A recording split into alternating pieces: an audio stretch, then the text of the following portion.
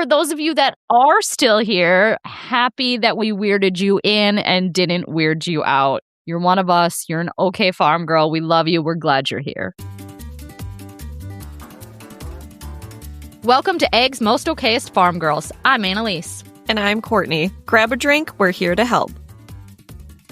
Hello, my friend. Why does it feel like it's been 10 years since I've talked to you? Did we not record last week? We did. But I think it's been minimal communication in between that. We've just been busy gals. I don't know. Yeah, Usually I think we're that's why. texting all the time. Yeah. I just want everyone to know that it is 2:30 p.m. on a Friday, and I'm drinking an espresso martini out of a martini glass like I'm a 1950s housewife, just getting drunk, mopping my floors. What a time to be alive. It's such a nice glass, too, you guys. It's so she pretty. Looks really fancy. I love a pretty glass. Now I just keep looking at myself with the glass.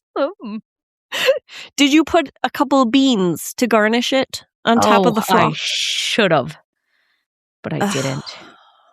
But it's still delightful. And also, for the record, I'm not drunk yet. I've only taken the first sip. Yet. I'm not drunk yet. Not yet. Not yet. Anywho, okay, what we're here to talk about today is, I guess, being nicer to ourselves. Courtney and I kind of realized we're the worst because we will give each other, we will give our friends like the best advice, but we will not take that advice ourselves. We are so hard on ourselves. For example, like if a friend of mine was like, oh my God, I haven't worked out in 2 weeks, I would be like, girl, your worth is not related to your productivity. If you missed a workout, it's fine, no big deal. But to myself, I'd be like, your ass is fat, you lazy piece of shit. Get moving. What are you doing with your life? Why are we like this? I don't know. I am a straight up motivational speaker to all of my friends. They can do no wrong. Yeah. And my advice to them is always like, give yourself grace. But I do not give myself grace ever. I know. The other day, I let the kids watch TV for way too long. Like, I limit this screen time, but I let them go on and on because I was like, I just need to get shit done. And if a friend told me that, I would be like, girl, do what you gotta do. But in my head, I'm like, I'm the worst mom. I'm failing. I can't believe I'm letting them watch TV all day. Like, kicking myself, you know? Yeah.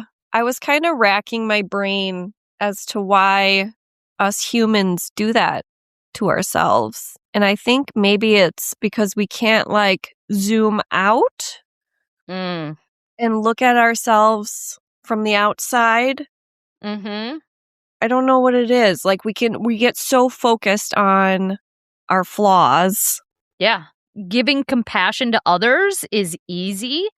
I think because like we know our friends are doing their best and we love our friends and we want to support our friends. But yeah, when it comes to ourselves, we're just like, you suck. You suck, you suck, you suck. Yeah. You're actually the worst. No one likes you. No. I did read, and I thought this was interesting. Researchers believe we do this because it kind of like stems from a mix of childhood experiences, cultural expectations, perfectionism, and messages that our worth depends on achievement. Many of us learn that mistakes equal failure instead of learning. And this is especially true for caregivers, farmers, and women who often tie their identity to taking care of everyone else. And that's like what we do, right? We're taking care of our kids. We're taking care of our animals. We're taking care of our household. Like there's a million things on our to-do list. Like say we put 37 things on our to-do list, but we only do 34 of them. We're like, great. Day wasted. What an I'm a idiot failure. You are. Yeah. Failure. Fail. But like, you got 80% of, I'm no mathematician, but I think that's over 80%, you know? That's a lot of things. Don't ask Annaliese to do the math, but I'm pretty sure. Yes, I agree. I don't know how to change the way I talk to myself. Right. Like that guilt. Yeah. Don't people tend to grow more when they're not constantly being criticized? Mm-hmm. So let's be more conscientious of how we are treating ourselves. Like I would never talk to my daughter the way I talk to myself. Yeah, we're on the same wavelength here because that's what I was going to say. Yeah. And I constantly tell Ellie, like, you have to be kind to yourself. You have to tell yourself all these wonderful things, daily affirmations, Mm-hmm. and all that. But I don't practice what I preach. I know. I do think we're getting better, especially because we're getting more witchy. And you think about like manifestations and how we truly do believe like what you put out into the world. Like if you're putting good out, more good is going to boomerang back to you. But if you're putting out negativity, if you're talking to yourself or to others like shit, like you're going to get more shit. So having that mentality of being like, you know what? Today wasn't perfect, but tomorrow's a new day. I did my best. I'm going to try to be better tomorrow. It's going to make tomorrow a whole lot easier. Like you have to have that positive mindset. In fact, studies consistently show that harsh self-talk is linked with higher anxiety, depression, burnout, not better performance. Like if you're an asshole to yourself, you're not going to be better. You're going to be worse. Self-compassion is associated with greater resilience and emotional well-being. So be nice to yourself. Yeah. I'm glad we had this talk because I'm going to try and remember this going forward. I know. Like, I'm just so guilty of being like, if I'm nice to myself, if I let myself enjoy something, if I let myself relax, if I linger with that cup of coffee, well, then I'm lazy. But it's like, no, live your life. No. Enjoy the little moment. Like, how often have we talked about being whimsical and finding the joy and having the summer we deserve and this and that? But yet on a daily basis, we're like just so harsh to ourselves. I know. I mean, that's the sole purpose of, I think, why we're all here is to be happy, right? Enjoy ourselves. Experience things. It's not to be productive. No. Not the point of life here. Who do we blame for this? Like, who do we blame? Society. They did this. Like, yes, it's so true. Like, as a kid, I don't know, it's like work, like do your chores, do your homework, do this. You got to get straight A's or you won't go to college and then you won't have a job and then you'll probably just go to prison. So, like, get it together, kid. And it's like, actually, it's not how this works. Right. Like, be a kid, have fun, get hobbies, make those hobbies your job. Mm-hmm. Just food for thought for everyone. Like, is that guilt actually making you a better mom, farmer, or wife? Like, when you let that guilt set in, what's it doing for you? Anxiety. And it makes me feel like shit. Yeah. That's all it does. Make you feel bad. We've got to flip this script. Like I said, there's a difference between I messed up and I'm a terrible mom and I messed up. That happens. What can I learn from it? I say this shit to my kids all the time, but God forbid I say it to myself. Mm-hmm. Do you listen to like daily affirmations? I'm sure there's a ton of like playlists out there on Spotify and I have in the past. Like, I know there was a podcast I used to be into called like the 5-Minute Mindset Mentor or something. It was like super short, super sweet, but he's a dude. So I was kind of like, I don't know. I like when the ladies talk instead, you know? Yeah. But I do have daily affirmation cards that I got. Actually, my book publisher sells them. They're like something you can buy with her book because she did like kind of a self-help manifestation book. And then you have these little cards. So every morning, not every morning because sometimes I forget, but like I try to pull a card and then I let that like kind of be my, I don't know, reminder for the day or my intention for the day. And it is good to start with those positive thoughts. Like for a fact, I have better days when I start my day outside listening to the birds and like journaling. I always have better days, but I still don't do it every day. It's really hard. At least you're making the effort. Yeah. Those cards are a good idea. I feel like it can be a whole family activity then. Yeah. It'd be good for my girls. I should get something like that. I'll link the ones I have in the show notes. Perfect. Yeah. I don't know, guys. Be nicer to yourselves. You're awesome. Remind me and Courtney that we're awesome by listening to this podcast, sharing it with a friend, sending us a DM. We love when you tell us that you love us. Literally love it. Shall we move on to a farm girl confession because we got a doozy? Yeah. Okay, I'm going to try really hard to read goodly. She's off to a great start. Hi, guys. I wanted to reach out because you're genuinely two of my biggest inspirations when it comes to business and entrepreneurship. I'm not doing too good, am I? I thought you were good. Okay. I joined my boss's company in January. And after graduating college last month, my role quickly grew into helping build a brand under his parent company. He had been trying to get this brand off the ground for a while, but never felt he had the right person to take ownership of it. When I came in, I jumped in head first and have been giving it everything I have. I absolutely love what I do, which is why this has been frustrating lately. Our brand is still evolving, and it's admittedly difficult for people to immediately understand. We're working through a lot of growing pains, but I feel like I've hit a plateau, especially when it comes to building traction on social media. No matter how hard I push, I can't seem to break through to the next level. Lately, I've started feeling burned out, which is the last thing I want because I genuinely care about this business and believe in what we're building. I know you both talked openly about the challenges of entrepreneurship, so I was hoping to get your perspective. If you have any advice, lessons, mindset shifts, or even tough love for someone trying to figure it out, I'd be incredibly grateful. Sincerely, a fellow entrepreneur. Well, first of all, honored that you think so highly of us. But yeah, girl, it's tough out there. But it sounds like you're very passionate about this project.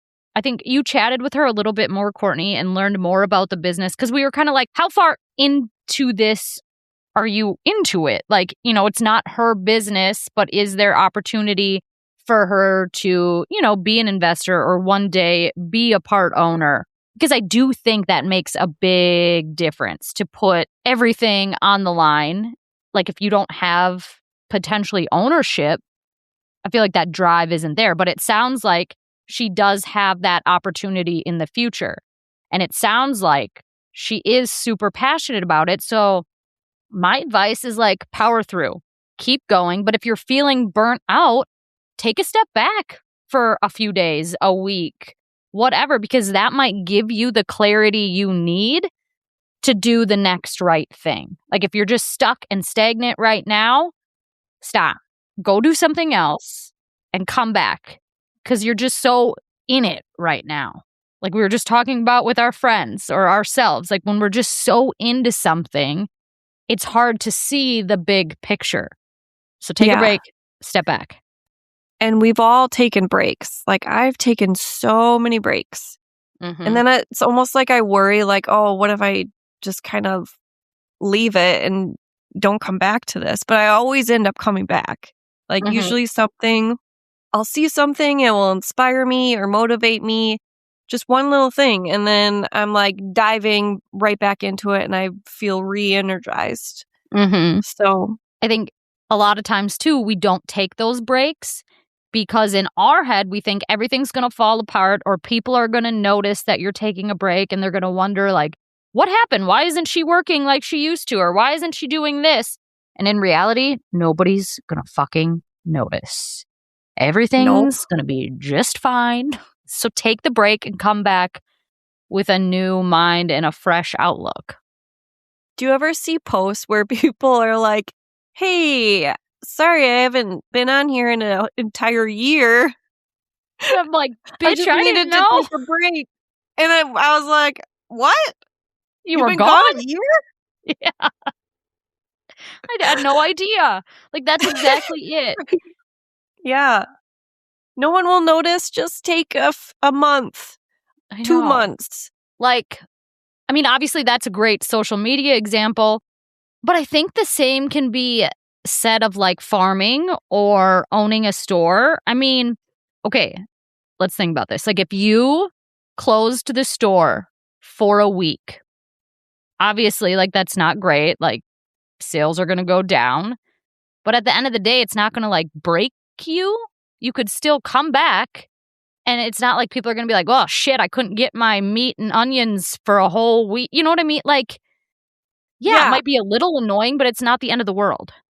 We haven't closed the store, but I have had periods where I'm just doing enough to like basic operational things. I'm not doing anything extra. And those are like my breaks where I'm just like, I'm not feeling gung-ho motivated right now, like these few months. And then, so I'm doing just like the basics. But then after those months pass, it just takes something to really like light a fire under my ass. And I'm like, yeah, this is awesome. And I'm like all excited about it again. Yes, it's definitely a roller coaster. Everything is. There's going to be ups and downs. There's going to be times where you are at your best and super energetic and you have all these ideas, and then that's going to go away and you're going to need to rest and you're going to need to do the bare minimum. And then, yep, like you said, something's going to happen and you're like, I got the best idea ever. I'm ready to come back in. Let's go, balls to the wall. Yep. I feel like keep on trucking, lady. I don't know what else to say. Yeah, do what you got to do for now to keep things a-running. But I feel like inspiration will hit you again and you can hit the ground running on it. Ebbs and flows, is that the correct terminology? Right? Yes. Oh my God. Okay. Yes, definitely. Let's move on to, I don't know, what do you want to do? I got one. What the hell? Let's do what the hell, because I can't believe I have not told you this story yet. Oh boy. I can't wait. Okay. So, a couple weeks ago, we took our camper to my sister's house and camped in their yard for my nephew's birthday party. It's kind of like our kickoff to summer camping trip, work out all the kinks. If something goes wrong, good news, my sister's house is right there. And we went to bed kind of late, and Tom and I were brushing our teeth, and I noticed like my toothbrush was out, but his wasn't. And I was like, okay, maybe he forgot to pack his. He was trying not to wake up the kids, so he just grabbed mine, used it, like, not to be gross, but yeah, we share toothbrushes from time to time. We've put more disgusting things in our mouth. So, whatever, that happened. Then a few days later, like, we're back at home and he's using my toothbrush again. I'm like, why are you using my toothbrush? And he's like, what do you mean? And I was like, what do you mean? That's my toothbrush. He's like, this is my toothbrush. And I was like, then whose toothbrush is that in the cup all alone? Courtney, we've been using the same toothbrush for apparently I don't know how long. And I was for like 6 months? I don't know. I was like, Tom, year? a week ago, I traveled to Madison. What did you do? And he's like, I promise you, I brushed my teeth, but I don't know. I guess I must have just used the other one in the cup. Like, we were totally having like a Lily and Marshall from How I Met Your Mother situation. If you're familiar with that show, you know what I'm talking about. But I was like laughing so hard that we have been using the same toothbrush for God knows how long. That's so funny because like Aaron and I, in an emergency, when one of us forgets a toothbrush, we'll use each other's. Who cares? Right. We're married. But regular use is Yeah. that's Not gross. okay. I know. And so, like, we're having this whole conversation, trying to get to the bottom of it. And he's like, I can't take this anymore. Like, just go brush your teeth. And I'm like, with what toothbrush? Like, I don't know which one's mine. I'm gonna get you guys personalized toothbrushes Yes, with your apparently. names engraved into them. Sage has a label maker. Maybe I'll have her label them for us just so it's clear. That's so funny. I know. That's why I always get a pink toothbrush if I have the option, because I know he's never gonna pick a pink toothbrush. Mine was pink. It was pink. Should I have led with that detail? Didn't seem to stop him. That's funny. God. I bet it was your toothbrush this entire time. He was just using yours. I know it was. And that's what he kind of thinks. He's like, I think I got a new one out of the pack and put it like in the cup thingy, but couldn't remember what color I had picked. And he just thought it was like the pink one. He thought he picked pink? Yeah. I was like, okay. Oh, God. So, what made you go, what the hell, this week? Have you ever picked something up from some rando's house, like Facebook Marketplace, and been really creeped out? No, but I can't wait to hear what you have to say. I mean, it wasn't that bad, but like I drove all the way into Madison, and thank goodness I brought my friend with me because I don't know, I trusted my intuition. I was like, I don't know this person.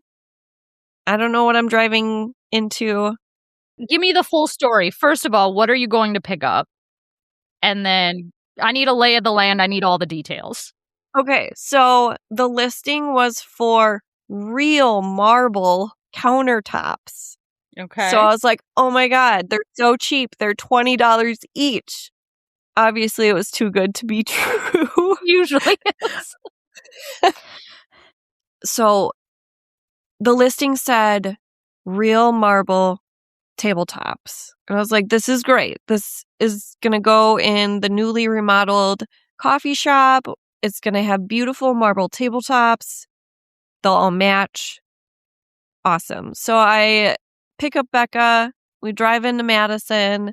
We roll in, and his driveway, we get out of the vehicle, and all of a sudden we hear, you are being recorded. Oh. And he's got like cameras all over it. I was like, okay, that's interesting. And then we walk up to his door, and he has all fake plants. They're all plastic. Not a big fan of watering his plants, apparently. He cracks open the door, and he's like, I'll be right there.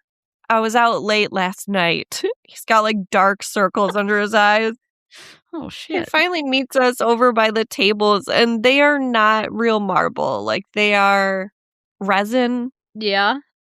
And so we pick a bunch of them. They're like yellow, some of them.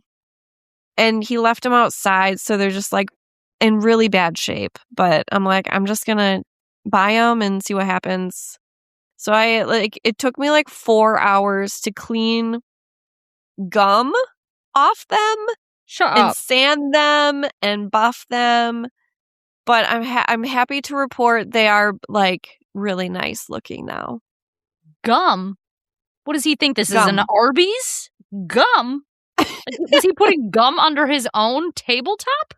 I don't know where he got them from. He had all kinds. He's like, you want any more commercial kitchen stuff? I was like, no, I don't want to go in your backyard and look through your Junk. piles of stuff. No thanks. My sister recently bought a plant off of Facebook Marketplace, and it was local, so she's like, it's fine. I'll just buzz over there. She gets there, and like the place is just a junkyard. She knocks on the door, and this scary man with neck tattoos answers. And she's like, is Angela here? And he's like, let me check. And he's like, Angela! And then Angela comes out and Eva's like, I'm here for the plant. And she's like, great. We just have to repot it real quick because I want the pot. Eva's like, okay, fine. But like, maybe you could have, done this in advance. You knew I was coming. So, Right? and mind you, Eva is pregnant and they're outside replanting this pot together. And this lady is just burning a heater and blowing the smoke into Eva's face. What a weirdo. I know. I feel like I've heard way too many horror stories about Facebook Marketplace, but god damn if it doesn't seem like there's some deals over there. Yes. No regrets on these tables because they did clean up really nice, and to buy new tables would have been like so expensive. But yeah, I just I don't like some people's vibes when I get there. I'm like, you might be a serial killer. I don't know. You might try and kidnap me. I can feel people's like dark negative energy. I don't like it either. Right. Me too. And the Like energy he was putting off, I didn't like it. God, you're lucky you didn't end up in his basement. I know. He kept telling me the sun had discolored some of them really bad. So they're like yellow. And he's like, they'll clean right off. And I'm like, no. Like they're like, the yellow is like in the table. Like they're not going to just wipe clean. Right. Ugh. And this is not real marble, sir. This is not real marble. But he got you there. He made the sale. Got me. Well, should we move on to what you ought to know? I want everyone to know that I am taking Tom to the Big Apple. In fact, by the time you guys listen to this, you'll probably already seen it all over social media. But yeah, me and Tom are going to NYC, baby. Wow. I know. I've gone to New York City a couple of times. Tom's never been. It's going to be a super short trip. Because I'm on the Milk Marketing Board, they asked me to go to New York City to attend, I think it's called the Fancy Food Festival. It's like a big conference for all these fancy foods. And the dairy farmers of Wisconsin go because they set up a whole booth to showcase Wisconsin cheese. And so they invited us to go to just see how they do it, see how it's set up. We'll kind of be there as like the farmers to talk to anybody that's interested in Wisconsin cheese. So I think it's going to be really cool. And I'm going to eat probably a lot of really good food. I was just going to ask, can you eat the cheese? I believe so. I think there's going to be a lot of eating going on. I'm probably going to come home like a bloated beached whale, but I don't care. Who hasn't pooped for days, but for days. It's going to be I'll worth it. make sure I still get my fiber in, guys. Don't worry. Yes, please do. So yeah, I'm excited about that. I think that'll be cool. I can't imagine Tom in New York City. Will you take video? Oh, for sure. Lots of video. It's going to be 90 degrees. You have no idea how bad it's going to smell there. Have you ever been to New York City? So long ago. I don't even know. I was just a young kid. Yeah. It's a very smelly place. I mean, especially in the summer. Like, it is cool. I'm glad to say, like, I've gone and I would go again, like, take the kids to see the Statue of Liberty and stuff, but it's got to be winter. I think winter would be a vibe, like, go see the Rockefeller tree and the ice skating rink, and it'd be beautiful in the winter and less smelly. Sure. Well, you have a great time. Thanks. Stay tuned, everyone. My what you ought to know is they figured out who Jack the Ripper was. What? Through DNA alive? testing. He's not alive. Okay, I know I've heard of Jack the Ripper before, but remind me of what he did and what the time frame was. So 136 years ago. Oh. Like, we're talking, like, 1888. So, let me tell you the whole thing. So, yeah.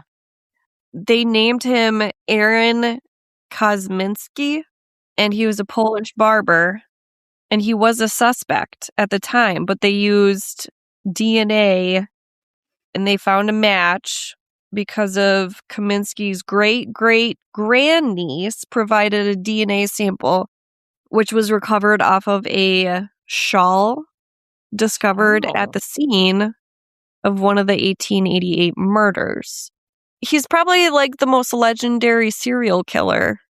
Yeah. And this has been one of the greatest unsolved mysteries.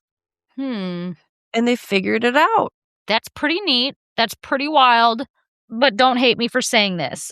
I just feel like, well, it was just so long ago. Why are we putting our efforts and resources into solving a mystery that like is so old? Like I guess what I'm trying to say, I feel like I would rather detectives looking into like current cold cases where like victims are maybe still alive, present, that need justice right in the present time. Yeah, I could see that. But that's kind of crazy. I wonder if there'll be a documentary about this. There better be. I bet there will be. Dude, speaking of documentaries, have you watched A Motherly Instinct? Yes. Did we talk about this already? No. I just watched it with Aaron. I am horrified. Horrified. I can't believe I don't remember hearing about this because it took place in, I think they said 2020. I can't believe I'd never, it was all news to me. Yeah, I had heard about it and I was picturing like the murderer and the victim. And then when I started watching it, I'm like, oh my God, this is a whole nother story. Yeah. And case. Like, I was thinking of a different one, which means this has happened like at least twice. Ugh. Me and Tom watched it together and like our jaws were dropping the entire time. I thought it was a good story on its own, but also the way they like played it out in the documentary was very captivating. I don't want to give any spoilers away, but guys, 10 out of 10, go watch it. Like there are very few shows that make me not pick up my phone.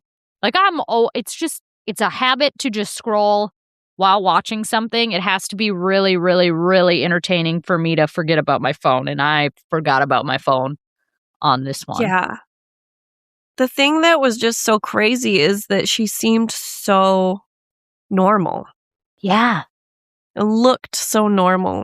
Like you would never fathom she was capable of doing such a heinous thing. I know. I'm also surprised that she got the death sentence and not put into like a home for crazy people. Because like there's got to be something wrong with you in your mind to do what she did. I think she's just a demon. The devil. Yeah. It's something. It is something. Okay, I have more things I want to talk about. In case you guys haven't heard, I wrote a book called The Adventures of Moody Judy. Go buy it. It's available on Amazon. But I really want to do story time on the farm where like I sell tickets for a particular price. People come to the farm. I give them a tour and then the tour ends like kind of in our little pasture where I read the book. And then afterwards, like you could buy the book.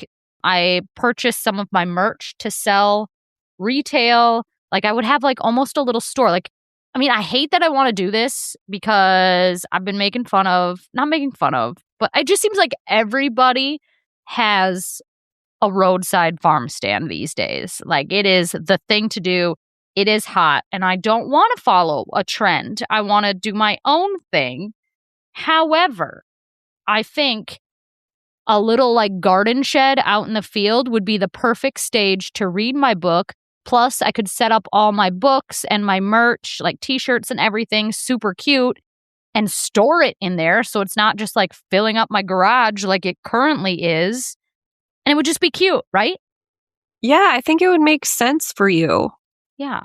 Like it wouldn't be a stand that's like open 24/7 and like self-serve. Like when I have these tours, I'd crack her open, you know? Yes. I love that idea.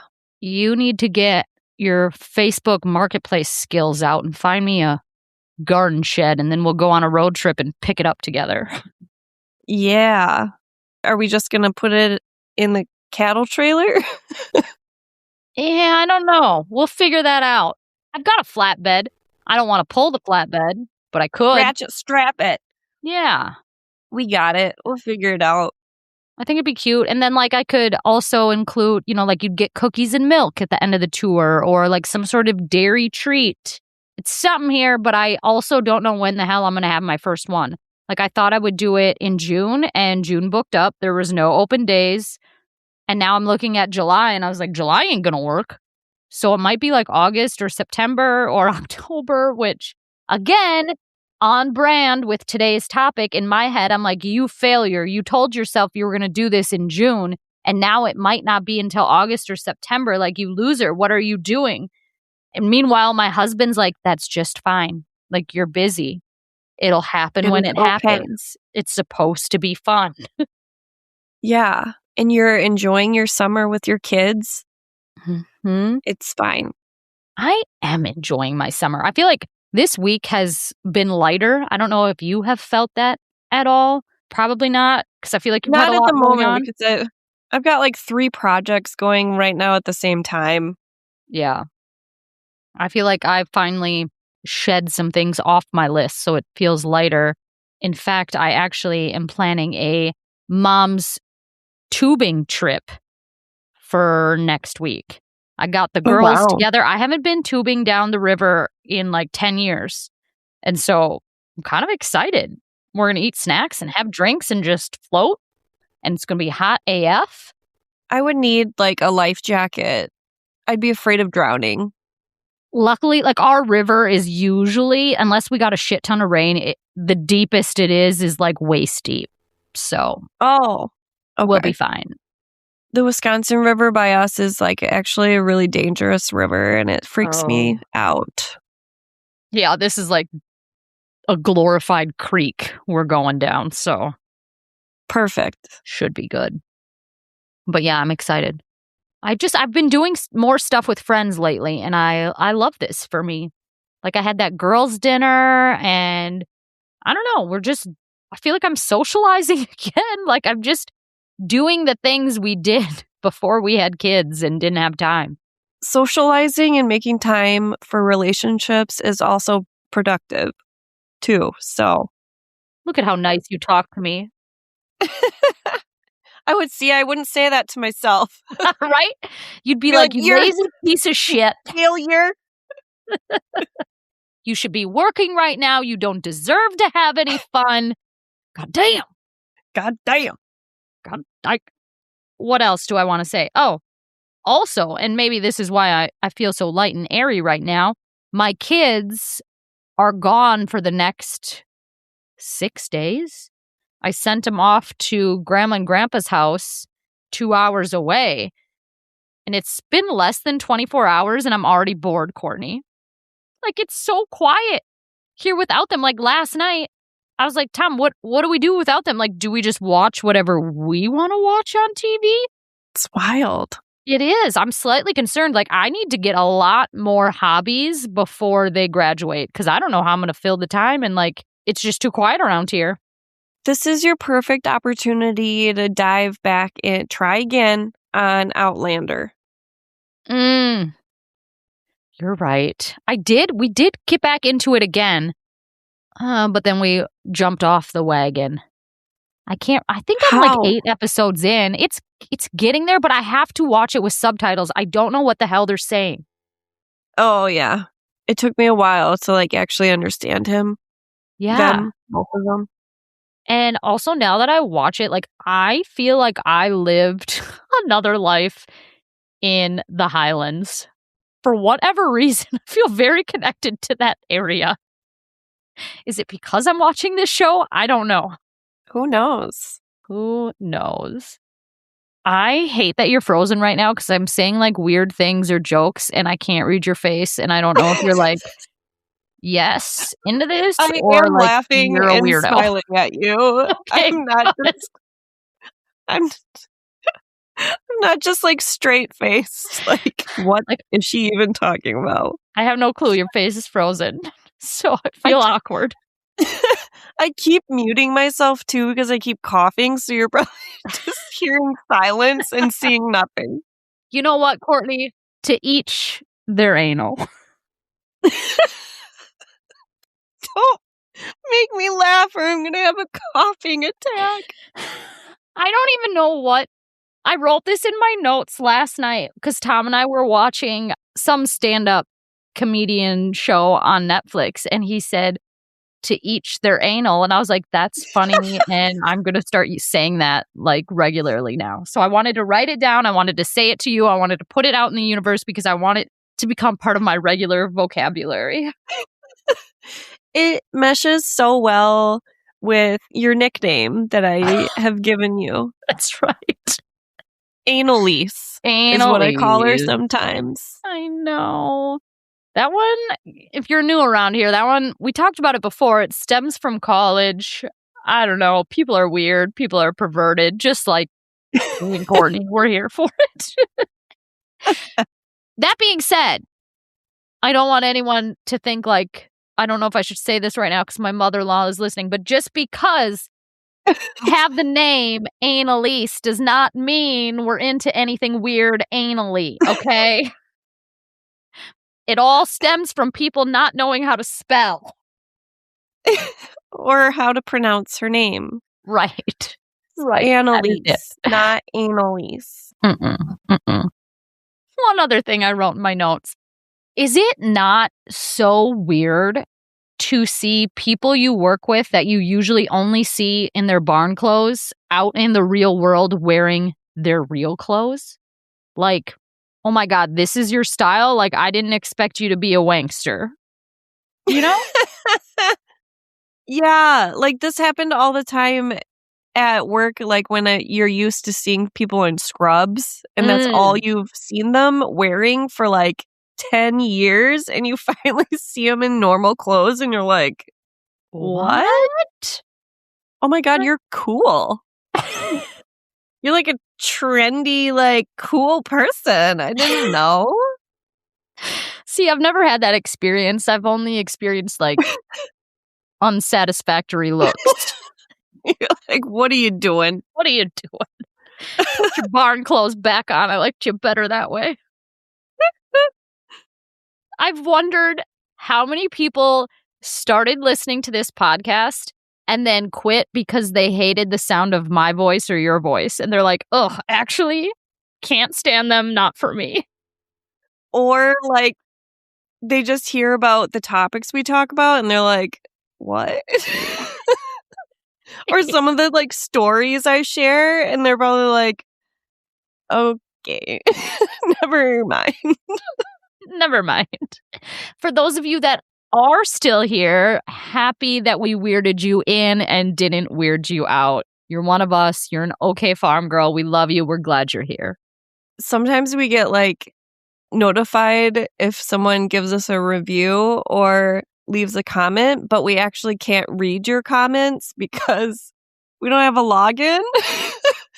So I was just think about like, what if we're getting like all these horrible comments of people that are like, stop. What is this? Stop the podcast. Quit. We hate it. Nobody. Courtney's voice is annoying. Why does she sound like Kermit the Frog? Oh my God. But you know what? We're having fun and we ain't stopping anytime soon. So the haters are going to hate, but for the 5 people that are out there listening, we love you. Talking to you, Grandma. Mom. Our grandmas are our biggest fans. Yeah. Oh, God. Okay. I feel like with that, let's call it a day. We hope we helped you. Thanks for listening. Love you. Bye. Bye. Guys, thanks for hanging out with us today. If you had as much fun as we did, would you do us a favor and share this episode with a friend? Speaking of friends, can we all be friends over on the Instagram? You can find me at @ModFarmChick. And me at Mrs. Green Pastures Cattle. See you next week, guys.